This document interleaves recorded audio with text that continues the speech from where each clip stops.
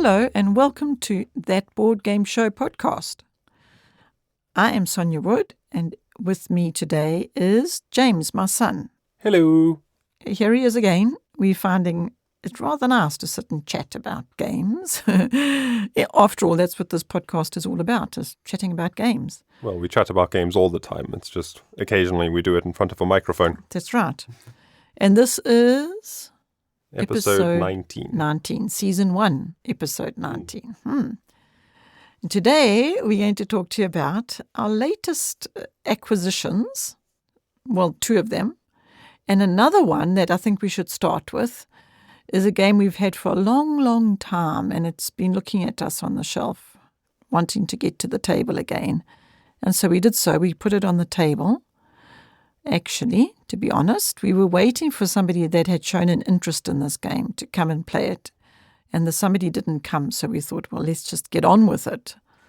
And this game is Adventure Island. Is it as simple as that? Just Adventure Island? Yep. Okay. So Adventure Island is quite a light game. It's sort of, if people know Seventh Continent, it's got a similar feel, but not quite as deep. Yeah, it's a tell us much about it. lighter version. It's a cooperative game for 2 to 4 players and very entry-level, family-level, sort of family weight type game, which I think is partially why it's been sitting on the shelf for so long. We kind of enjoy it, but heavier games. Yeah, we like a bit more meat on the bones than what it offers.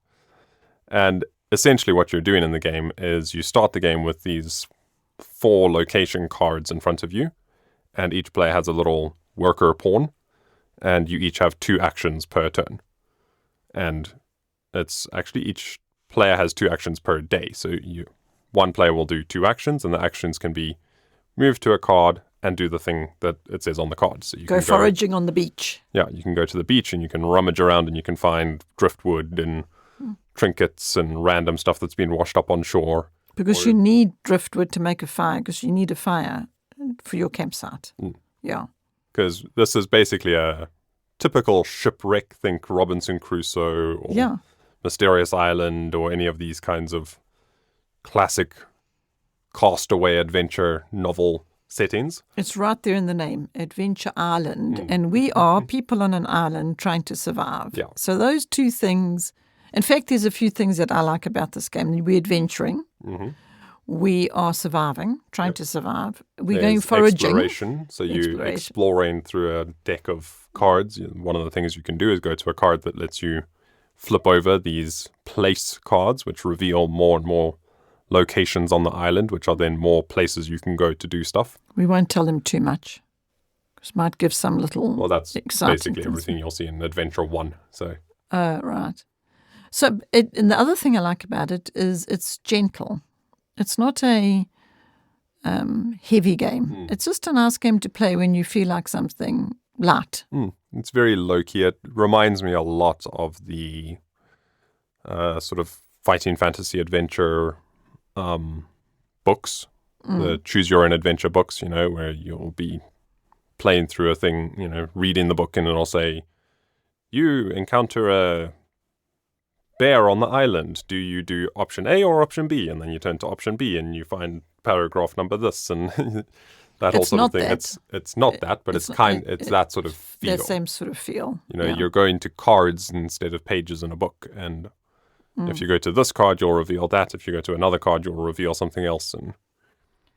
But I think it's good to say that the fact that we kept on going back to it means something. Even though it was light and we kept on going back because the truth is we couldn't actually fulfill the objective in the game, and that's survive. Okay, we didn't survive. Let's go back again.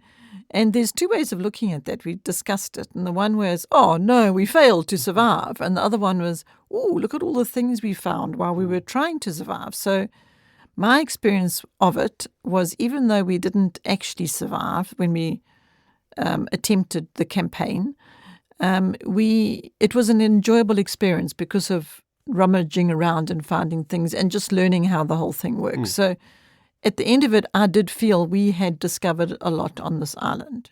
It was an adventure, and we did make our fire camp, our fire at the camp So, yeah, I enjoyed it. Yeah, it's got a sort of rinse and repeat kind of thing in that you will play through the scenario, you'll fail the adventure, but then you'll know, okay, so now we know this and that and the other. You know, Yes, we know exactly. we know where we need to go to find this particular item, which we then need to have to go to this encounter over here. So now the next time when you play it through, you go straight to the place that you need to go to get that item, to then go look for that specific encounter to then meet the objective of the specific adventure you're trying to complete. Basically, it takes the mystery out of it because each time you play the same scenario, there's less and less mystery because when you start, you have no idea. Is the trinket going to be... Oh, I'm so nervous to say things because I don't want to give it away. But yeah, I was about to say something that would have given it away. So, you know, we have to be sensitive to people that might want to go and play Adventure Island. We don't want to be telling them where to find the trinket. I know where the trinket is now after 3 attempts.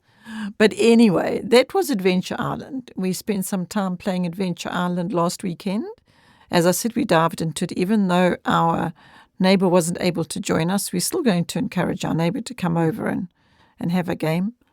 Actually, you know what? We live in the country, and when I say our neighbour, you might think the person right next door, but actually the person who lives next door took about 40 minutes to get to us the other day because it's logging trucks and it's mud and it was hilarious. It's like mist and rain, and they're next door. But when they arrived, I said, would you like a cup of tea? Yes, please. It took 40 minutes to get to us just from around the corner because it's a bit windy and gravel roads and all those treacherous things. So we have our own real-life adventure. Anyway, the other game we wanted to talk about, before I get too sidetracked, was a new game. It's actually a known game to us because it's one of the games from The Captain is Dead. There's 3 of them. We have the first one and we have the third one because we couldn't get the second one. So we hope to fill the gap one day.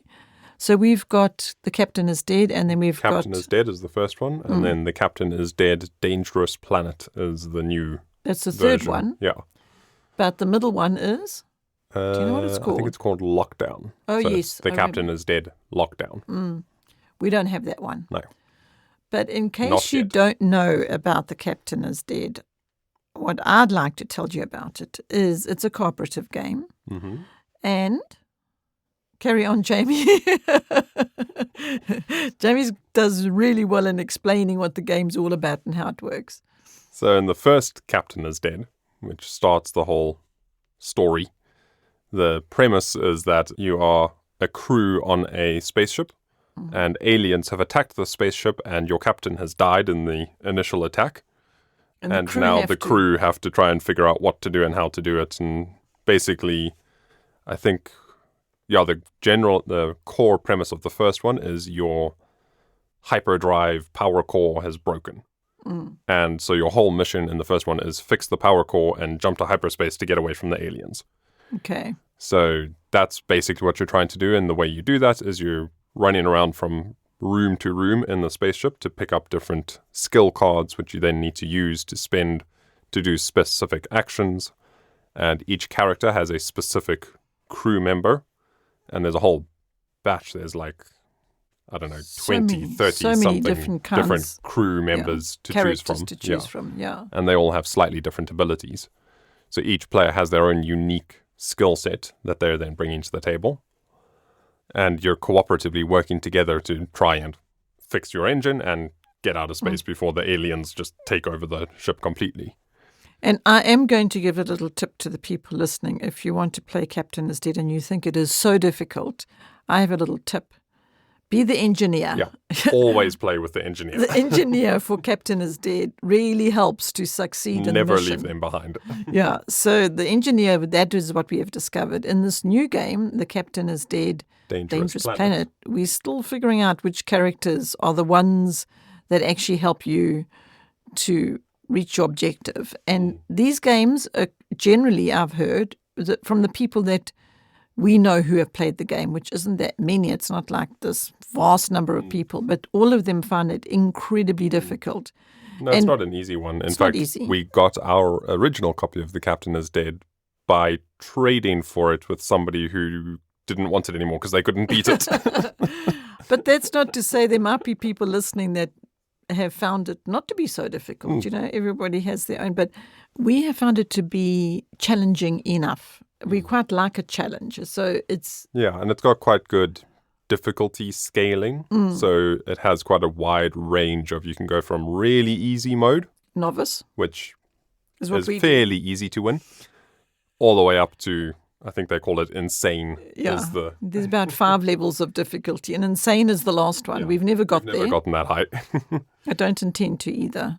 I don't like a game that just absolutely chews me up and spits me out. That's not my idea of fun. But well, some you people play it like for that challenge. Experience and adventure and camaraderie and all those things. You know, some people are playing games for the intellectual challenge of it, you know. So that's where those higher difficulty tiers are, is, you know, for somebody who really wants to pit themselves against the game and try and beat it. For those of you who are listening, if you want that, Captain is Dead will probably meet that criteria, because, wow, it is a more challenging game.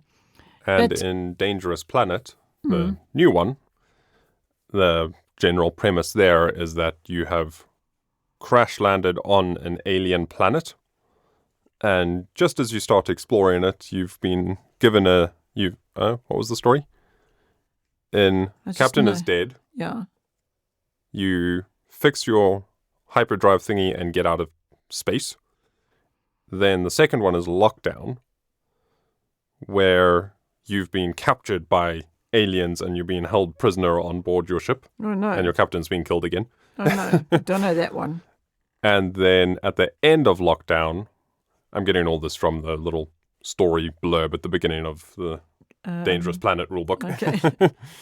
At the end of Lockdown, you managed to escape your alien prison and get back to High Command, where they issued you with a new ship and a new captain, which you promptly crashed into a alien planet, and then your captain got eaten by a big bug. And the bugs come on this game, Dangerous Planet. The whole game is about trying to keep these bugs away from coming to your shuttle and destroying it. So you've got to find these artifact tokens. So you're basically like exploring. You're having to find these artifacts to research alien technology or something, and get them all back to your shuttle to then fix your shuttle and take off.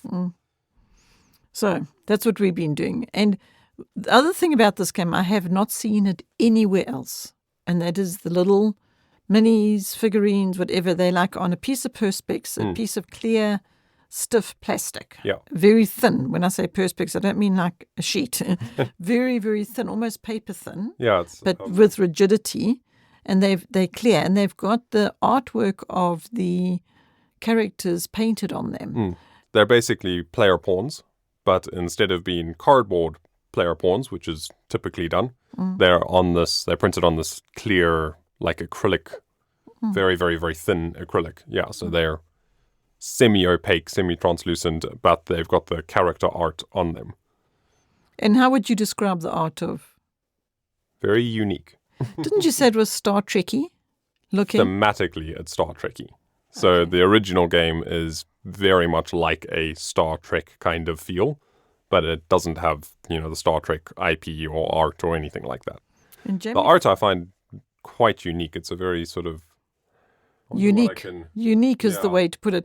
And Jamie was interested that I enjoyed this game so much because he knows that I'm not into Star Trek. I have had nothing to do with Star Trek, so I'm not one of those Star Trek fans. However, this game has got a Star Trek feel, and I thoroughly enjoy it. It's right up there amongst my favorites. And now, why don't you tell us about how your big unboxing and box organizing has gone, because that's what you did last week. Yeah, so last week we got in the mail something that's been on the wish list for many, many years, and that was ISS Vanguard, which is a huge cooperative space adventure box from Awaken Realms, designed by a whole team of Polish people with names I can't pronounce. Sorry, Polish people. Apologies for that. And yeah, I recently actually filmed a video, which is on my edit desk and will be up on the YouTube channel at some time in the future one day, of me organizing this game. Actually, when we got it, it was suggested that you start by organizing the entire box, So the first thing followed by doing a tutorial. And those are the things, the pattern you're following now. And you can see why they've suggested it. Good idea to follow the suggestions that are given in the rulebook. Generally a good idea to read the rules and do what they say. Yeah. So yeah, the first thing you see in the rulebook is obviously a components list. And then there is organizing your game. So you've got to take all the cards out of their little shrink wrap things, and you've got to put them into these very specific trays in this very specific order with little card dividers between them all. And you've got to organize your different section boards. So the game is quite unique, I've found, in that instead of it being like a typical sort of role-playing adventure board game where you have a character and you take that character on adventures and they level up and get stuff. In this one, you're simulating a similar thing in that you're sending crew onto planets to do missions. But the way it's controlled is each player is given a section board. So you've got engineering, science, recon, and another one. I can't remember the other one. A fourth one. I'm actually learning about this as you're speaking right now, because I haven't even gazed into the box yet. So it's interesting. Well, you have. We did a rough unboxing. Yeah, but what I mean is looked carefully at the components and everything else. So it's all fascinating. So each player is given these. If you're playing 4 players, each player controls one section. If you're playing solo, which is how I've been experimenting with the tutorial, 1 player controls all 4 sections. Sure. If you're playing 2 player, you do 2 each. And if you're playing 3 player, then 2 people control 1 section each and 1 person controls 2. Okay. So all 4 sections are always present in every game. Okay. And yeah, the first thing you have to do before you can dive into the tutorial, before you can start learning the game, is just get everything organized. And so I think that took me about an hour and a half or so.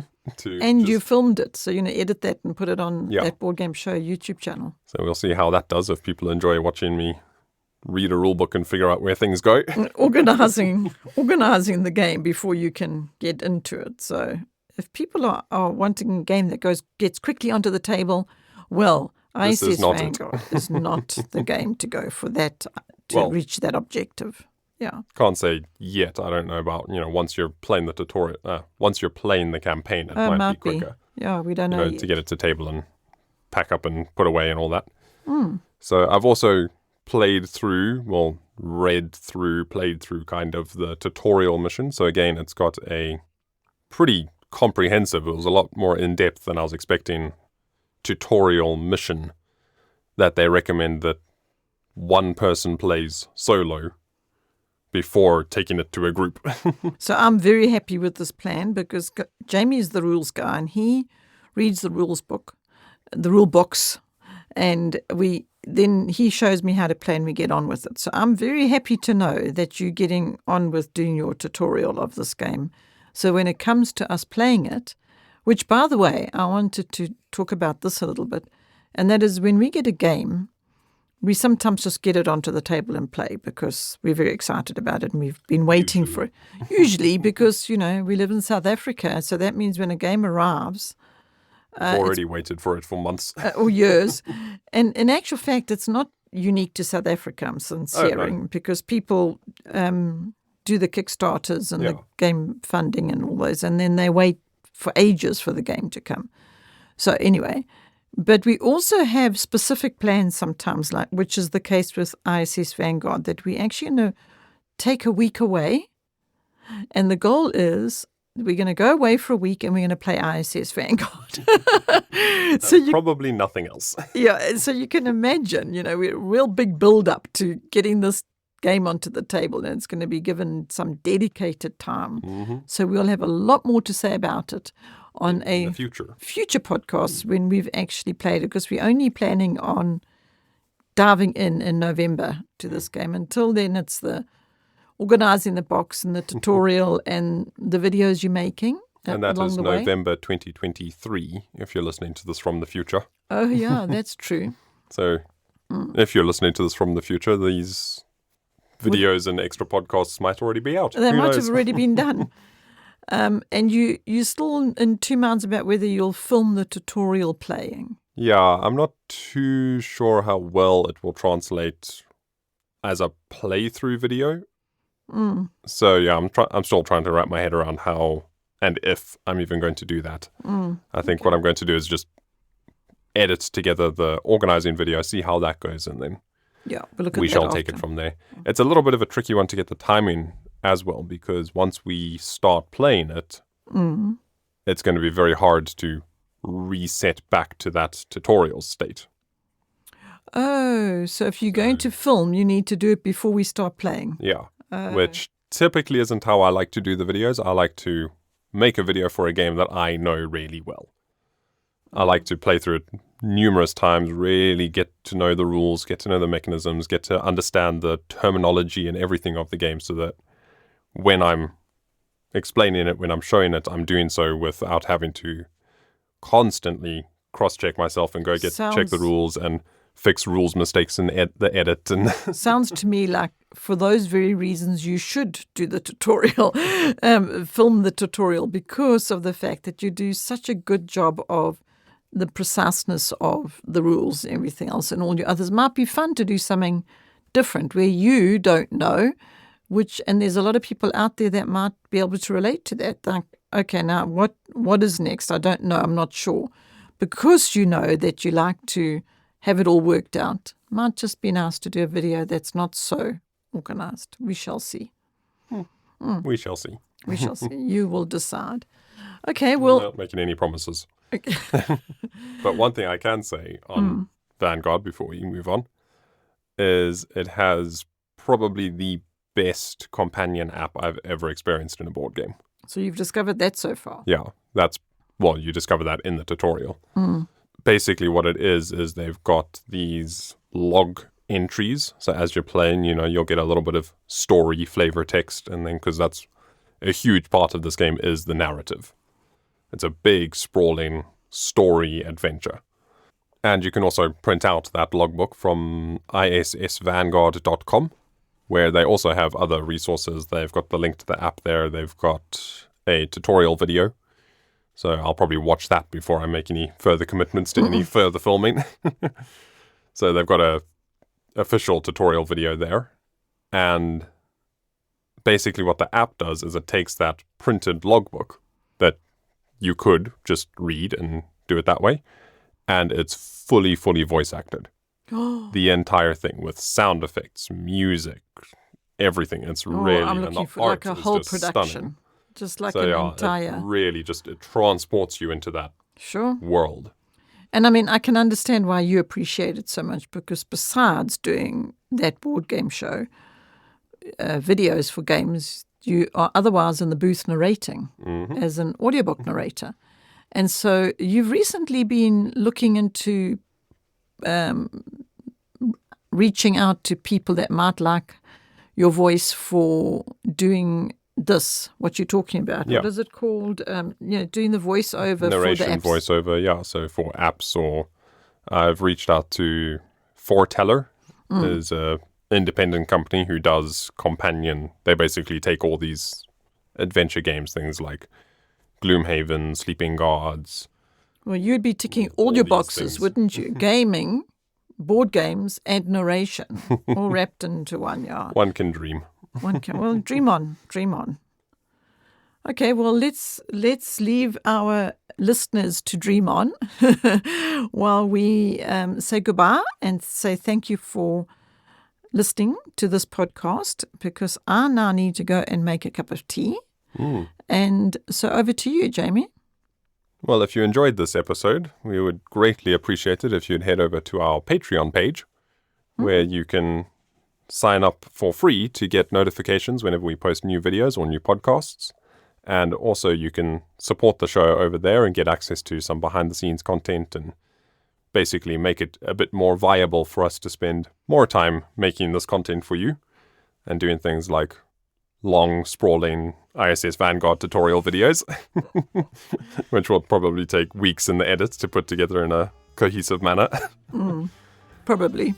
So if you'd like to head over there, you can see what we're doing on Patreon, also on our YouTube channel. If you're not already subscribed there, we'd really appreciate the support on just subscribing, spreading the word, letting people know what we're doing here. And with that, I shall say thank you ever so much for listening, and I hope you enjoyed the show.